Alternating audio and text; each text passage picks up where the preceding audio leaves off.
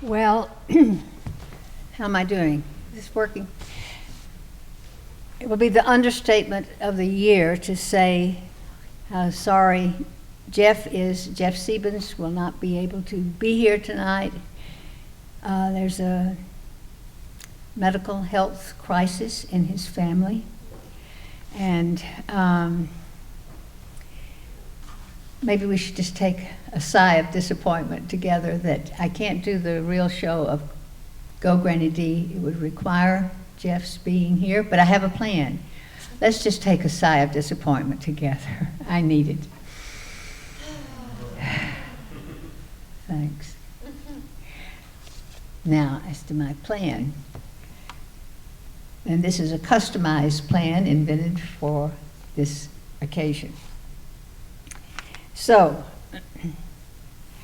I plan to tell a little bit about the background of Granny D and the show Go Granny D, including a few scenes from the show. And then I plan to, as hopefully will be a bonus, offer a sneak preview. Ooh, wow. That was a sneak. I caught it. How are we doing? Is this too much? Okay, I want to offer a sneak preview of a very important event, of something I'm preparing for that will happen in September, after which I hope we can have some dialogue about the whole deal. Well, I don't know how this book came into my hands. You know how sometimes you'll have a stack of books by the side of your chair that you intend to read and you don't know how long they might be there? About 3 years ago, I found this in my stack. Granny D, a memoir. Oh, she looks pretty exciting. Oh, subtitle, You're Never Too Old to Raise a Little Hell. So I thought, I don't believe I even need it. Yes? I'm afraid of it. Not a very high-tech person. Okay. I noticed the subtitle, Never Too Old to Raise a Little Hell, and I thought, well, somebody gave that to me on purpose. So I thought I'd open it up, and the foreword was by Bill Moyers. I looked on the back, and there's a quote from John McCain, who says she represents all that's good in America. And then it says, let me see. It says, in February 2000, 90-year-old Doris Granny D. Haddock completed her 3,200-mile walk from Los Angeles to Washington, D.C., to bring attention to campaign finance reform. I'm not so interested in campaign finance reform. I'm not even sure what that is. This was 3 years ago. But it looks intriguing. So I started looking at it. And gosh, she's quite a writer. That intrigued me. Read some more, learned that she had wanted to be an actress. That interested me.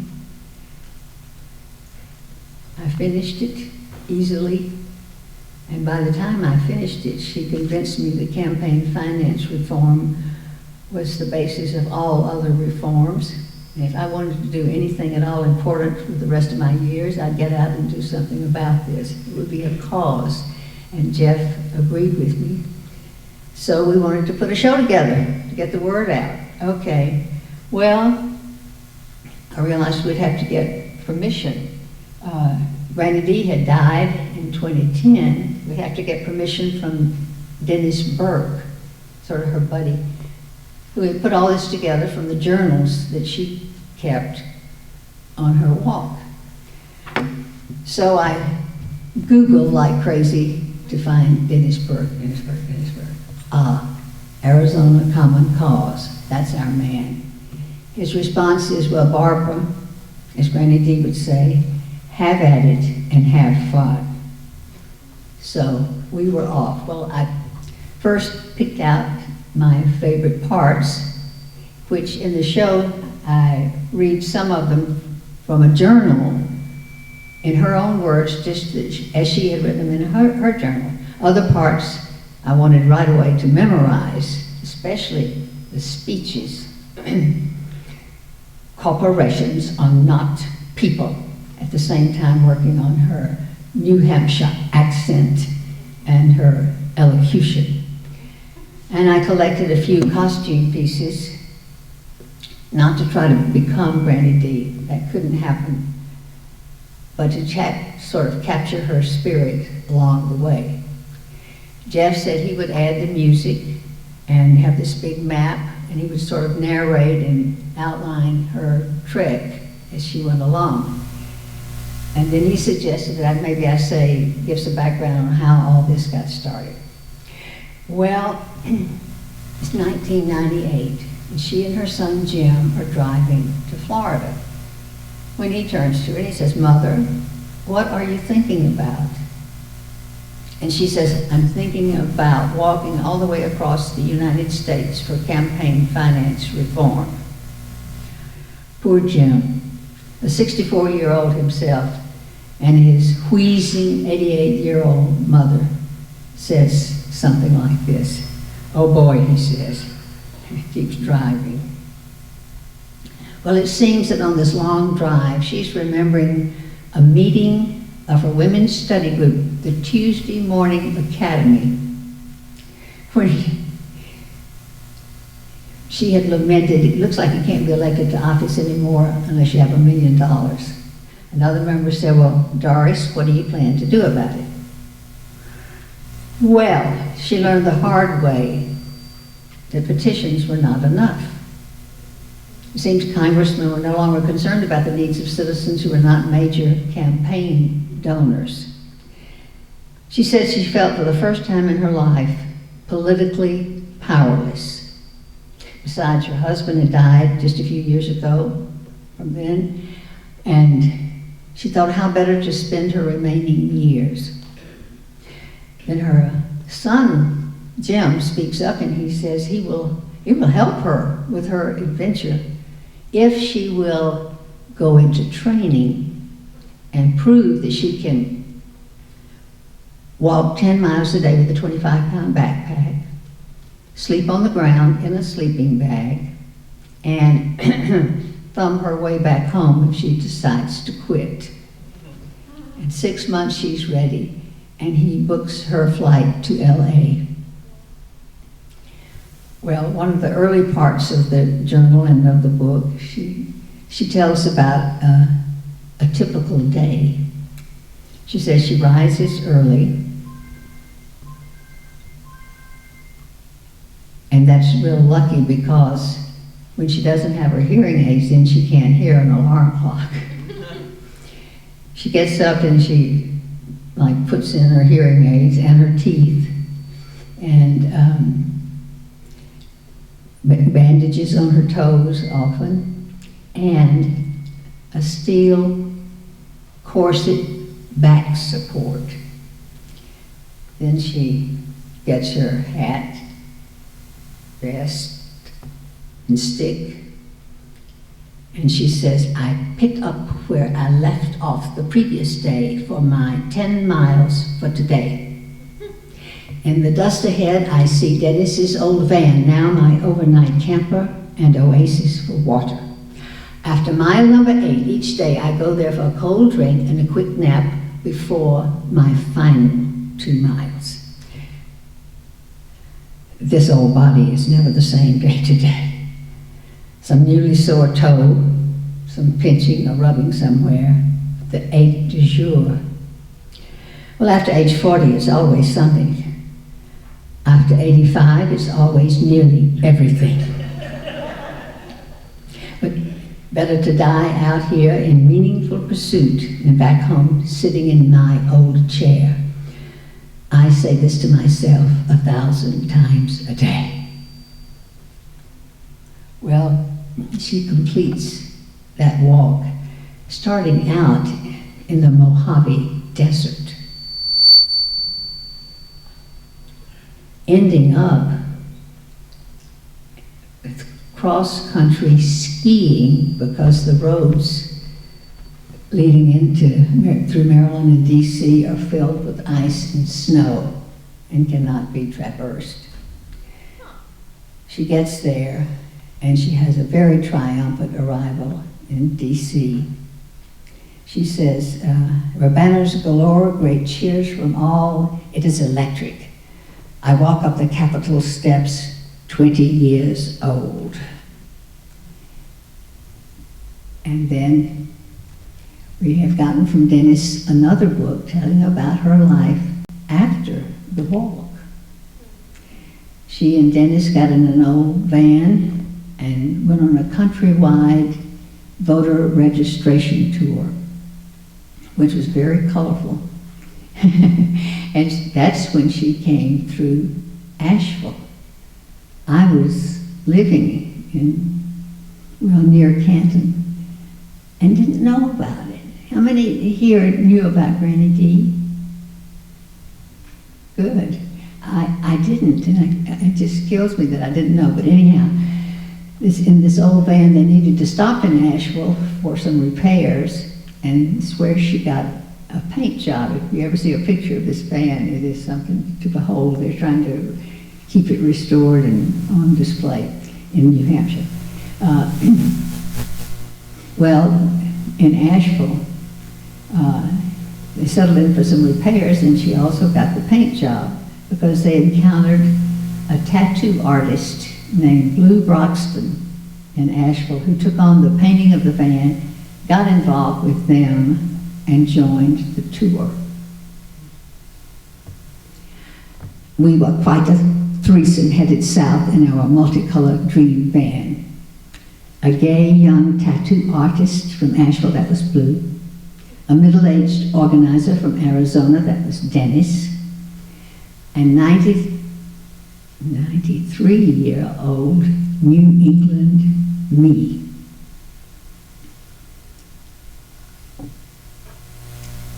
Then after this tour, it wasn't meant to be after the tour. They decided they needed to take a break, and she went back to New Hampshire for the break.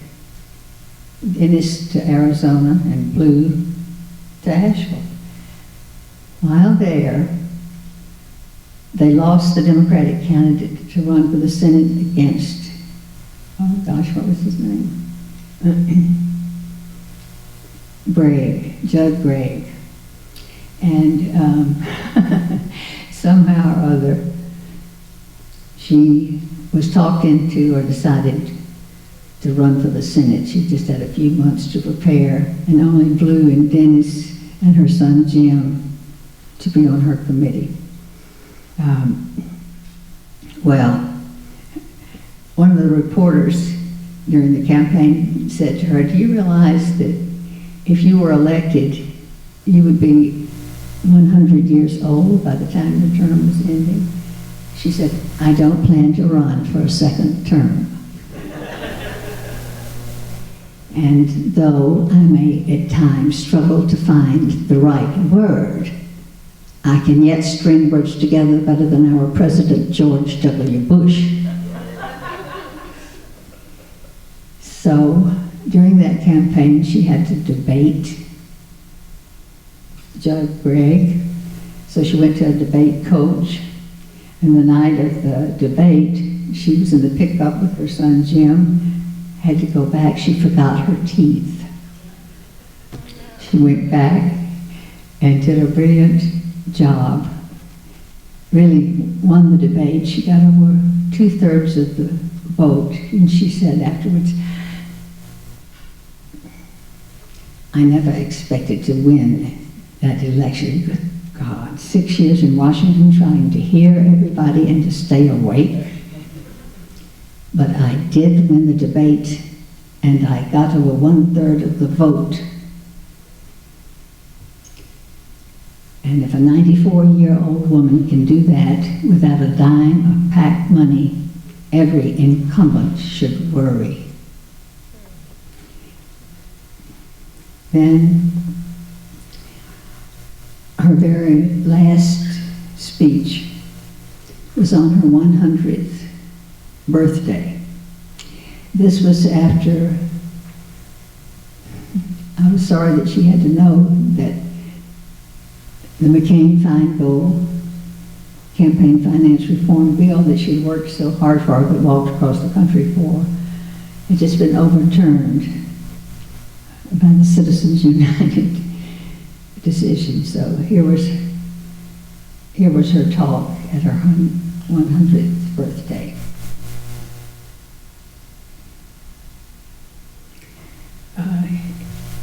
Years ago, my husband and I were having dinner at the home of our friends, when in rushes a young couple exclaiming they had accidentally burned down the host's guest cabin down by the river.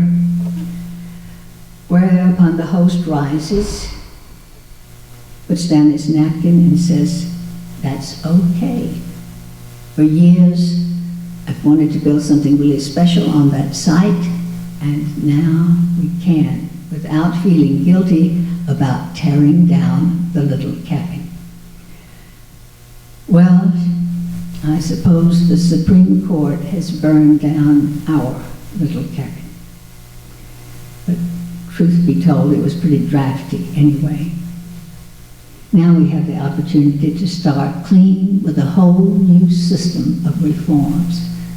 It is never, ever too late to decide what needs to be done and to start doing it. I was nearly 90 when I started in earnest, remember? And I still say that my dream of political reform will come true because you people love this country and love democracy so. We will again run our communities and our nation, looking out for the interest of the people, because that's what a democracy does. And I hope this can be a segue into the sneak preview I wanted to share with you. In September,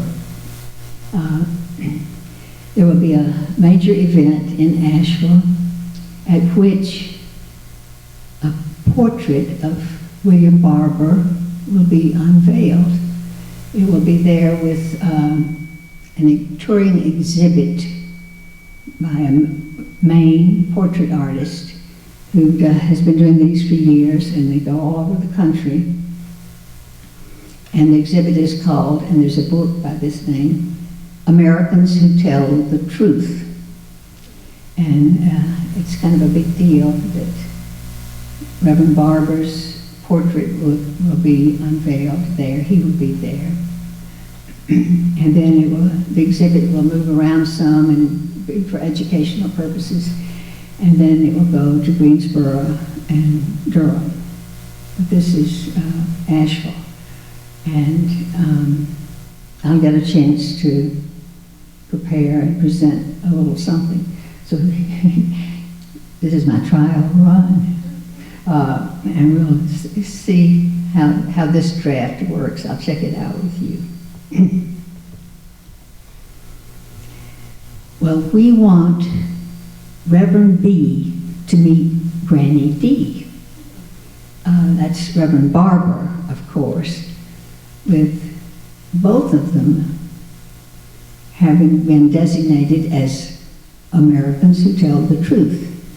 And that's the Granny D, a crusader who at age 90 walked all the way across the United States, over 3,000 miles, for campaign finance reform. And with both of them, Barber and Granny D, being inspired by an earlier American who told the truth, and that was Dr. Martin Luther King. In the show, Go Granny D, she pays tribute to him in a speech that she delivered in Little Rock from the very podium where Dr. King had preached. I consider it sort of the keystone of the whole show. And Granny Dee said she felt like a white bread sandwich at a Paris banquet. My dear friends, it is indeed an honor to stand and speak where Dr. Martin Luther King Jr. himself once stood and spoke. Here was a man, you feel his presence here, who came into this world to speak the truth and to use that truth and love to bring forth justice nonviolently. From Dr. King's work came good changes, the Voting Rights Act, the opening of universities and public facilities. His voice still rings in our ears. We hear you, Dr. King, and the truth was this, and it remains this, that we are brothers and sisters together in the struggle against injustice. Couldn't help noticing those when I came in. Well, I know that Dr. Barber, Reverend Barber, still hears that voice. And I feel that we are becoming brothers and sisters together through his Forward Together movement. And I personally understand the Southern context for this movement. I grew up in Alabama. I ran away from it all. Now I'm pleased to say that I can carry a membership card in the NAACP, and I can wear my button that says went to jail with Reverend Barber, thanks to Barry McLaughlin getting me there.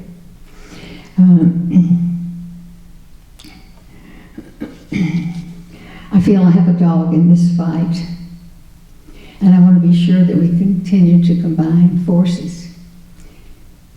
It was exciting when we took the show Go Granny Dee. We were touring in Maine, at Blue Hill, Maine, and our sponsor there was Rob Shetterly, the activist and the artist who painted all these portraits, and who has this movement going about Americans who tell the truth. Well, Granny Dee had been an earlier subject of his, and so we talked to him some after the show, and lights started flashing, and Jeff and I almost at the same time said, you should get Reverend Barber as a future subject. Well, now it's happened. It's connected. And Granny Dee had walked thousands of miles to try to reclaim our democracy. Reverend Barber had been rallying thousands of people for the same cause, calling out, we are black, we are white, we are Latino, we are natives, and we are immigrants. We are Democrats and Republicans. We are students and retirees. We are gay and we are straight. Confronting the legislature about how the people are hurting in the areas of health care, wages, voting rights, education, environment. Yes, and racial justice. But most of those turkeys who are in office there now don't care about the needs of the people. They've been put there by special interest and big money like the Koch brothers and Art Pope, and I'm told that I should calm down when I get to this point. But I don't think so. our votes won't even count if the only candidates we have are put up by big money. Thank goodness Reverend Barber sees that. I know, because in his book he says these candidates are handpicked and bought. And in our post-show discussions after the show, Jeff loves to point out that in all other countries this is called bribery. And we challenge all comers and all the people we can afterwards to confront any candidates with what are you planning to do about the corruption in our elections, because unless we can elect the good people, none of these other issues we care about will be taken care of. It so happens that Granny D speaks to this too in the show and in that same speech.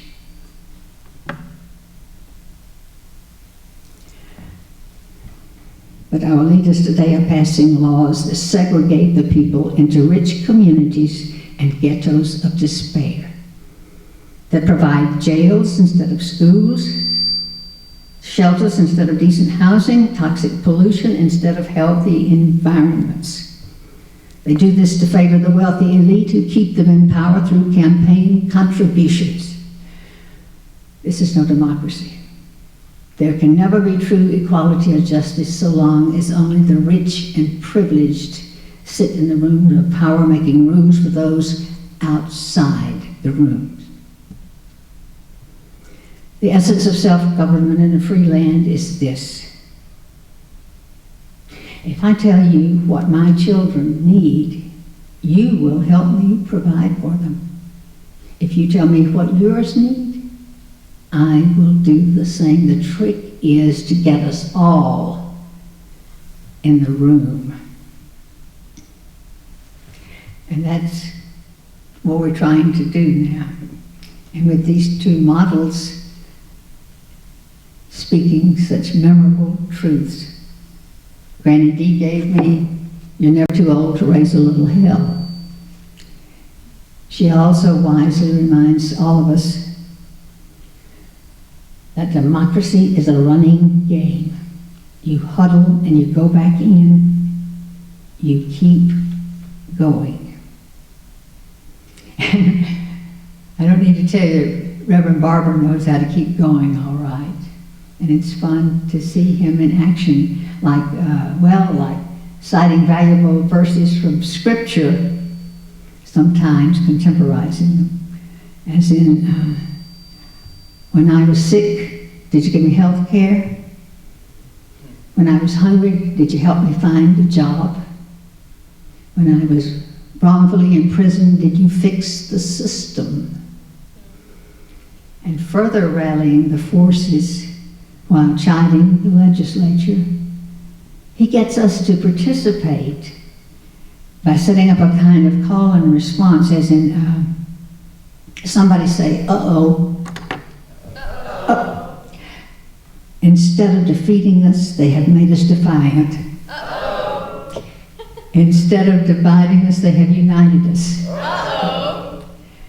Instead of doing their dirt in the darkness, we have exposed them to the world. Uh-oh. And now even the Pope, the real Pope, says it's time to act up. Say it's time to act up. It's time to act up. Thank you. Seriously. We foresee more of the combining forces like this, like with Go Granny D and the NAACP. Granny D had said that she had walked all those miles for the sake of her grandchildren.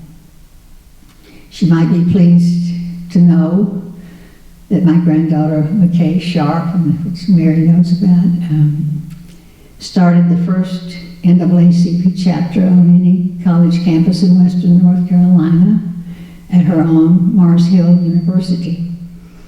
And that happened partly because when we did the show there, Grow Granny D, I was smart enough to get them to invite Laurel Ashton, the field secretary, to be on the post-show panel. And Laurel, of course, was smart enough to bring clipboards and pass them around and start to get sign-ups. That led to combining for more college visits in Durham to Go Granny D being a fundraiser for the NAACP, culminating in Reverend Barber speaking at Mars Hill on the theme of dreams. urging those students to start right now focusing on their own dreams, as he had done when in his 20s and in a wheelchair, he was told that he might never walk again. And now with Dr. King's dream speech forever being heard, ringing in our ears, Granny D concludes her speech with these words: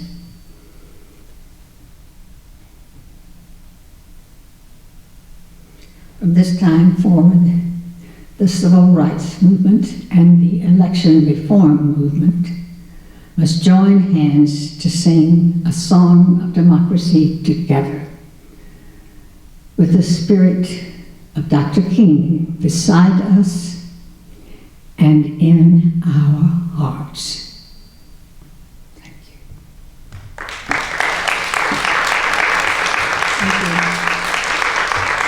Thank you. Now, I thought we could talk about, well, whatever you want to. Sometimes we get questions, everything from how do you learn those lines to where are you touring and who would Granny D vote for. But okay, just to review what we've covered, a lot about Granny D in the book and her walk and the voter registration tour and the run for the Senate. And then I'd love to get any feedback you can give me about the little Reverend Be Me Granny D. Where is that going to be? Where? Close. Let me get it here where I can hear you.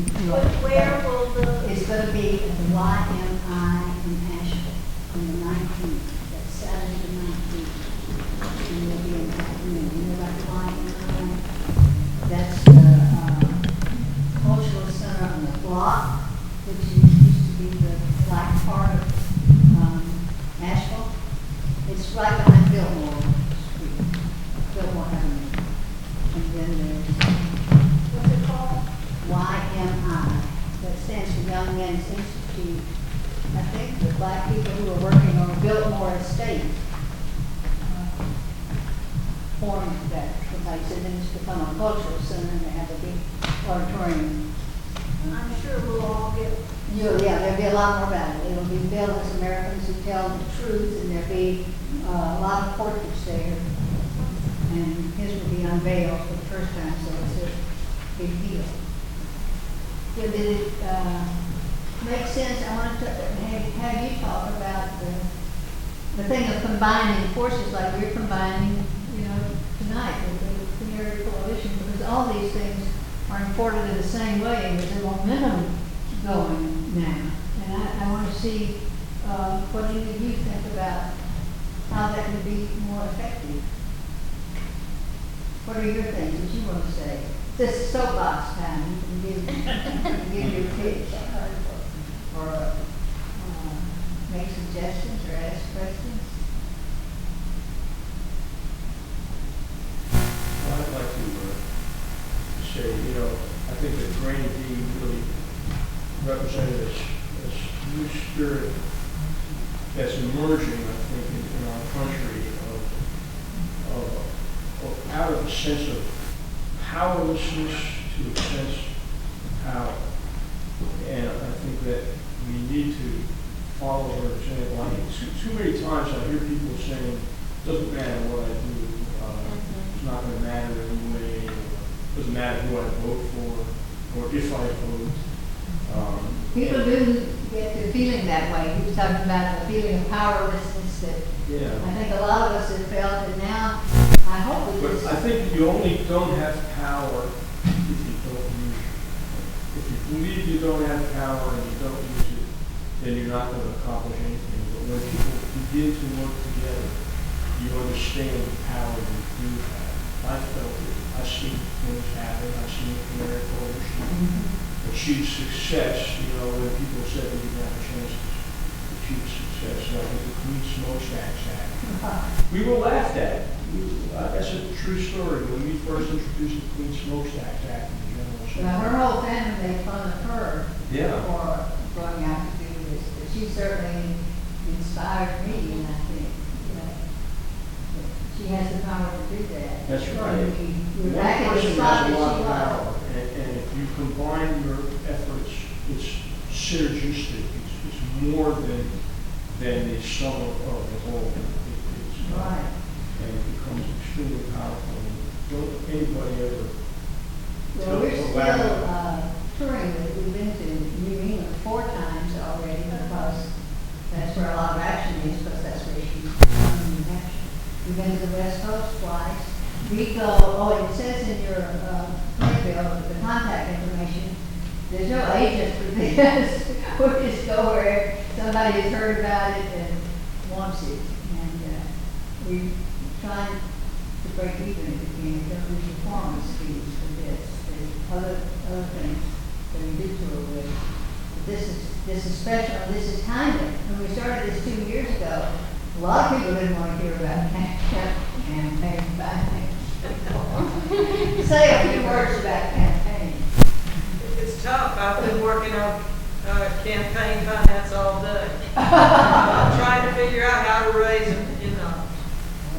And you have to spend a lot of energy. It takes constant. What do you think? You think we need to reform something? Absolutely. It eliminates the opportunity for people.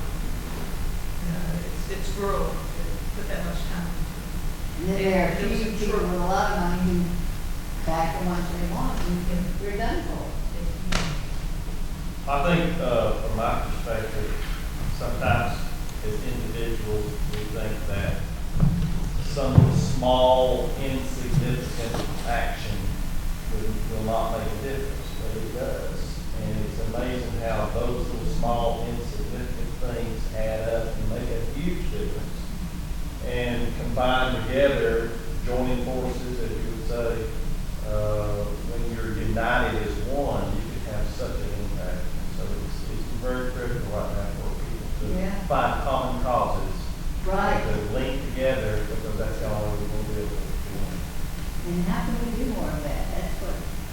That's one thing I'm after. Well, just about that coming together, I think right now we have a wonderful opportunity. I think the environmental movement and have often taken kind of I don't know, people in faith communities haven't been as involved as maybe they could have been. And then with the Pope's statement, like he brought up, I think that we have a great opportunity to involve more people from a more diverse background, and that we should definitely be involving our church communities and our friends who are members of church communities in these conversations, because if you really believe, like the Pope would say, the Gospels, then we certainly have a lot of work to do on this front. So I think that's something we should Good. think about. Yes, good idea. That's what we. This is the most important time in history. Everything is coming down the next 20 years, if that. Because with the climate changing, with the technology, with everything coming together and falling apart at the same time, this is absolutely pivotal. It is. And so this is a unique time in history when people around the world are connected in communication. I mean, and just in terms of social justice, in terms of these racist things happening, folks can't deny it when they see the cell phone video. That is a game changer, opening people's eyes. Wow, I didn't know. Or, it's hard for these vested interests to deny what really happened, or the motives of why, crazy people do stupid things.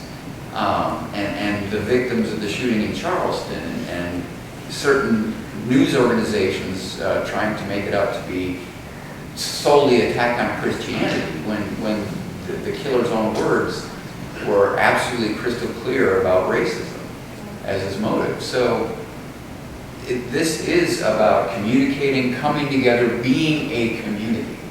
Large C community is the only way we are going to survive and have a decent place for our children and grandchildren. This is it. It's wake up time. Wake up, yes, that's right, that's perfect. Well, and all of you talking about the difference between powerlessness and power. And I would commend to you David Lamont's new book called World Changing 101, Overcoming the Myth of Powerlessness. And he talks about the difference between the hero model that we have tended to follow, which says that an extraordinary person will step up in dramatic times and do something dramatic to solve the problem. And that means the rest of us, who we don't consider to be extraordinary, can sit around and wait and not do anything. And he challenges that with the structure of the movement model, which we are seeing with the Forward Together moral movement, that is a fusion movement, a fusion of social justice, racial justice, economic justice, environmental justice, movements, desperate groups that have been on their own for far too long, that are coming together in a fusion. And each of us can, rather than trying to be a hero or heroine, can find the one piece that we can contribute to in the movement and make a big difference overall. That's like you were saying. What's the title of the book? World Changing 101. Yes. And, Okay, you didn't oh, finish. he says, it's wrong to say that you can't change the world, because you are changing the world every day, whether you want to or not, so you need to be conscious about how you want to change the world. Yes. This is really a coincidence or coincidence. I'm sorry. I came to the library, and I was in the library. I had no idea this thing was even existed. Oh. So they talked to me about it downstairs, so it sounded good to me. And I do want to mention a couple of things, because I can tell you right now that I, being a creative Catholic, and I'm so glad that you said, having grown up in Catholic school my whole life, still a Catholic, I can tell you we now have the most courageous Pope we've ever had, who's rocked the Catholic Church like you would believe. I also, being Hispanic, and my first language being Spanish, I remember in Tampa, Florida, being thrown out of places because I spoke Spanish. Okay? And I can remember tremendous discrimination. Wow. As you can see, I speak English fairly well, right? Right? It's not Queen's English, but I speak it. But Spanish is my first language, and the idea that I would not be allowed to speak Spanish in this free country. And I also frequent Cuba, where I think the embargo has been ridiculous. To me, that's discrimination. As far as I'm concerned, we've been very cruel with the people of Cuba in terms of the fact that, some of those people are poverty-stricken, 90 miles away, and I know, and I can walk the streets of Cuba and Havana, and I certainly am anti-Castro in terms of his philosophy. But I remember the year Castro went in, where it was a parade in Tampa, Florida, where we were very, very pro-Castro. Until we stopped being, we couldn't be robots anymore. All right, and because that's all we were. The former dictator was a robot. And the point is that I can walk the streets of Cuba, Havana, without any fear at 3 o'clock in the morning. I'm not sure I can do that in Tampa, Florida, or any city in America. But I've done that in Cuba. Wow. Yeah. So I think the Hispanic vote is a big thing. Yeah. And whatever you do, you don't want to vote for Rubio. That is, believe me, and I have no problem saying that. No problem. I just walked in. I had no idea. And I think probably the greatest president we've ever had is Obama.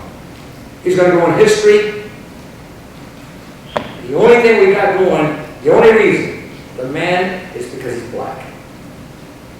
And it really terrifies me that in 2015, we still are racist in this country, where we preach democracy and we preach liberalism and all that crap, okay? And we still, okay, are racist. And that's anti-God, anti-Christianity. I'm certainly not a good Christian. But everything we preach about being Christian, that is not Christian-like. So we need to look at the fundamental things that we've got going. So a variety of things, but I can tell you right now, the Hispanic folks are bigger. Largest minority we have in America right now, and I don't want to tell them. And so if you really want to go for numbers, go for the Hispanic folks. All right? We're glad you came. The church is right, the Catholic Church right now, if you eliminate the Hispanic population, you'll eliminate about half the population of the Catholic Church right now. Wow. Yeah. There's so much to think about and so much happening on all the levels. Yeah. I just wanted to piggyback on what Dan was saying about this being the most critical time in history. I couldn't agree more, because unless one of y'all's got a time machine, this is the only time we can do anything about any of it.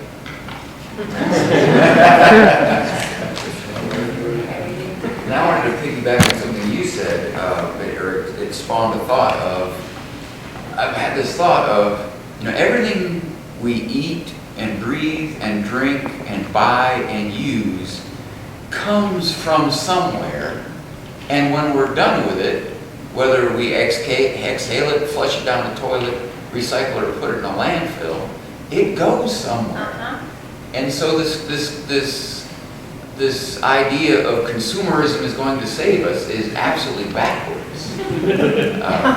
Well, the idea of away, there's no such thing as away. You don't throw anything away. You throw it in someone else's yard. It's just It goes somewhere. yeah, it goes somewhere. I like to think that people are realizing a lot of this. I am for the first time. You have to just look at it all differently and see it differently through this movement. So how do you get all these different groups all formed with their own purpose and with their own boards of directors and leaders and so forth to coordinate and act with the common cause? Well, I think that's a little bit of a problem. That's what I'm trying to raise that question. I don't have the answer. Well, Except I want to connect with Granny D with the NAACP in the worst way, because I see that they're about the same thing. I don't think they see that yet, but I hope they. I'd like to think that that's happening. And I think the Model Monday movement is one way that that's happening. I think groups are beginning to realize that they have to work together, that we need each other to overcome the powers that we're fighting against. And I think it is happening. And one way that it happens is through song.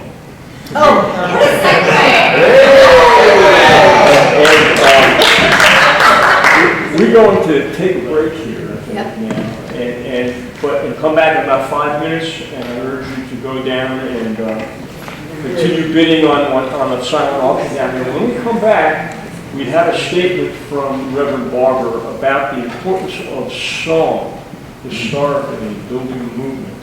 And then we're going to have some live music and sing together. Great, because that's the other thing he uses.